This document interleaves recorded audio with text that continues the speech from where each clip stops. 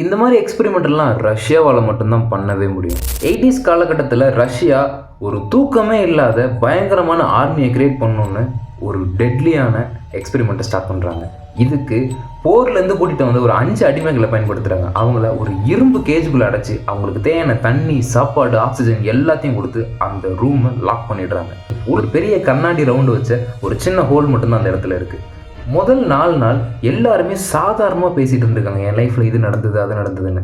5ஆவது நாள்லேருந்து சம்மந்தமே இல்லாமல் இந்த ரூம்குள்ளே நான் வந்ததுக்கு நீ தான் காரணம்னு ரொம்பவே அக்ரெசிவாக பேச ஆரம்பிச்சிருக்காங்க. 6ஆவது நாள் அந்த 5 பேரில் ஒருத்தன் சம்மந்தமே இல்லாமல் ரொம்ப ஹை பிச்சில் அந்த ரூம் ஃபுல்லாக கத்திக்கிட்டே சுற்றிருக்கான். அவன் எந்த அளவுக்கு கத்துனான்னா, அவன் கத்தில் அவன் தொண்டை கிழிஞ்சு வெளியே தொங்குற அளவுக்கு பயங்கரமாக கத்திருக்கான். 14ஆவது நாள் சயின்டிஸ்ட் எல்லாருமே உள்ளே இருக்கிற மைக்கில் ஒரு அனௌன்ஸ் பண்ணுறாங்க, நாங்கள் கதவை உடைச்சிட்டு உள்ளே வர போகிறோம், யாரும் டோர்கிட்ட நிற்காதீங்கன்னு. கதவை உடைச்ச உடனே சயின்டிஸ்ட்டுக்கும் அவங்க இருந்த சோல்ஜர்ஸ் பெரிய ஷாக். அவங்க வாழ்க்கையில் இப்படி ஒரு விஷயத்தை பார்க்கவே முடியாத அளவுக்கு பயங்கரமாக உள்ளே இருந்த அந்த 5 பேர் இருந்திருக்காங்க. தோல் எல்லாம் சுருங்கி அங்கே உள்ள சாப்பாடு அவங்க சாப்பிடாம தன்னோட இன்டர்னல் ஆர்கன் சாப்பிடும் ஃப்ளஷையே சாப்பிட ஆரம்பிச்சிருக்காங்க.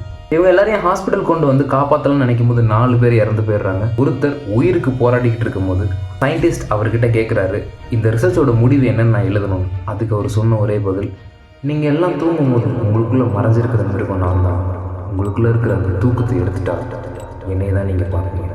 ஸோ நீங்கள் சொல்லுங்கள், அந்த எக்ஸ்பெரிமெண்ட் மட்டும் சக்ஸஸ் ஆகிருந்ததுன்னா இன்றைக்கி இந்த உலகம் எப்படி இருக்கும்னு நினைக்கிறீங்க? பேஜை ஃபாலோ பண்ணிவிட்டு மறக்காமல் கமெண்ட் செக்ஷன் சொல்லிட்டு போயிருங்க.